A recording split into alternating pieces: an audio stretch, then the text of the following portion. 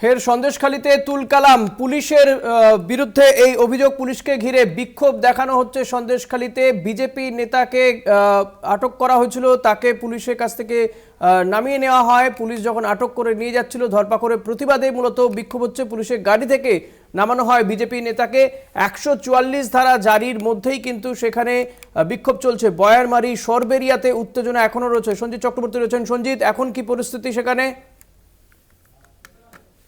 সন্দেশখালী সরবেরিয়া আগারাটি গ্রাম পঞ্চায়েতের যে মন্ডল বড়ায় নতুন করে কিন্তু উত্তপ্ত হতে শুরু করেছে। তাদের যে মূলত অভিযোগ গ্রামবাসীদের যে ধরপাকড়ের প্রতিবাদ, অর্থাৎ প্রশাসন আইন তারা হাতে তুলে নিলেও প্রশাসন তাদেরকে ধরতে পারবে না। এমনকি রাজ্য পুলিশের সঙ্গে ধস্তাধস্তি এবং পাশাপাশি কেন্দ্রীয় বাহিনী গেলে তাদের সঙ্গেও রীতিমতো কিন্তু গ্রামবাসীদের বাক বিতরণে জড়িয়ে পড়ে এবং বিক্ষোভ দেখাতে শুরু করে।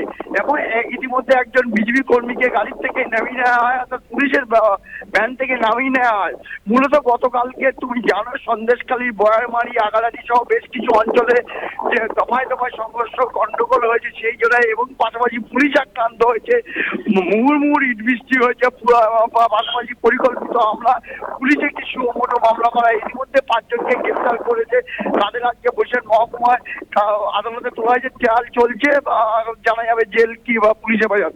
কিন্তু পুনরায় নতুন করে যে ধরপাকড় করা যাবে না ওই এলাকাতে গ্রামবাসীদের মূলত দাবি, কোনোভাবে প্রশাসন তার কাজ করতে পারবে না। তারা নিজেরাই আইন হাতে তুলে নিয়েছেন এবং সেটা দাবি করছেন যে পরিকল্পিতভাবে আমাদের বেছে বেছে কর্মী সমর্থকদের তুলে নেওয়া হচ্ছে, তুলে নিয়ে যাচ্ছে পুলিশ।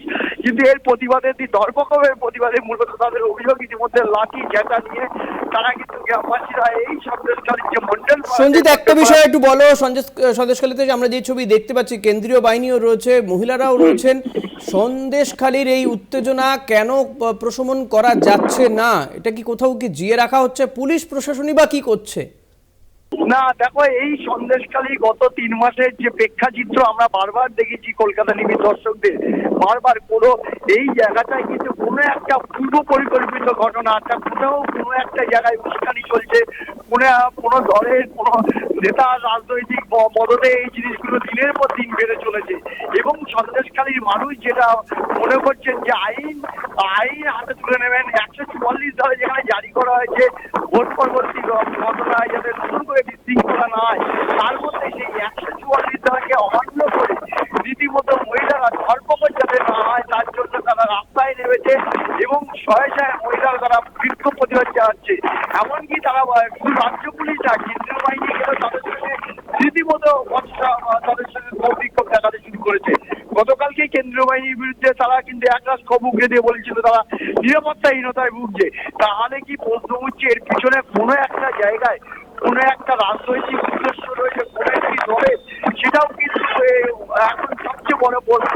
বারবার সন্দেশখালী একের পর এক বিশৃঙ্খলা, একের পর এক নতুন অশান্তি। এবং সন্দেশখালীর এই যে আজকেও যে বিক্ষোভ আন্দোলন, সেখানে কিন্তু সামনের সারিতে মহিলারা একেবারে এই জায়গাটা থেকে বলা হচ্ছে সন্দেশখালীর যে কোনো আন্দোলন, এর আগে জমি আন্দোলন, যে কোনো আন্দোলন সন্দেশখালীর বুকে যেটা হয়েছে অর্থাৎ দ্বীপ অঞ্চলে, সেই জায়গায় কিন্তু বারবার মহিলাদেরকে কিন্তু সামনে রাখা হচ্ছে, সেখানে পুরুষের চিহ্ন নেই। তাহলে কিন্তু এই মহিলারাই কিন্তু নতুন করে সন্দেশখালীকে আবার অশান্তি তৈরি করে নতুন করে একটা রাজনৈতিক ভাবে বা অন্য জায়গায় বিশৃঙ্খলা তৈরি করে আইন হাতে তুলে দেয়।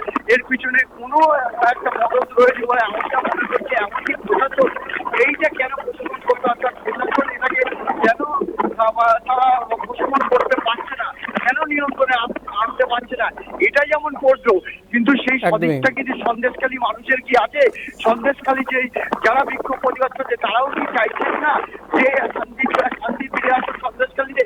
তাহলে কিন্তু বারে বারে ধরপাকড় আইন হাতে তুলে নিয়ে ধরপাকড়ের প্রতিবাদে তারা কিন্তু আজকে আবার সেই রাজ্যের পুরনো ছন্দে, অর্থাৎ সন্দেশখালীতে মহিলাদের পুরনো ছন্দে প্রতিবাদ সেটাই আমার। একেবারে সঞ্জিত, তুমি পরিস্থিতির দিকে নজর রাখো। যে ছবি আমরা দেখাচ্ছি সন্দেশখালীতে, সেখানে পুলিশও রয়েছে, কেন্দ্রীয় বাহিনী রয়েছে এবং এই আন্দোলন, পুলিশকে ঘিরে বিক্ষোভ, মহিলাদেরকে সামনের সারিতে রাখা হয়েছে।